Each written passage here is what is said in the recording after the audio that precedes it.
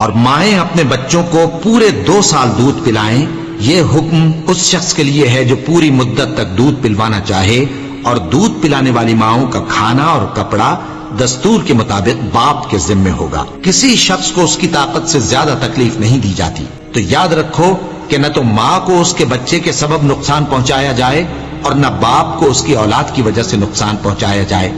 اور اسی طرح نان و نفقہ بچے کے وارث کے ذمہ ہے۔ اور اگر دونوں یعنی ماں باپ آپس کی رضامندی اور صلاح سے بچے کا دودھ چھڑانا چاہیں تو ان پر کچھ گناہ نہیں، اور اگر تم اپنی اولاد کو دودھ پلوانا چاہو تو تم پر کچھ گناہ نہیں، بشرطے کہ تم دودھ پلانے والیوں کو دستور کے مطابق ان کا حق جو تم نے دینا کیا تھا دے دو، اور اللہ سے ڈرتے رہو اور جان رکھو کہ جو کچھ تم کرتے ہو اللہ اس کو دیکھ رہا ہے۔ مومنو،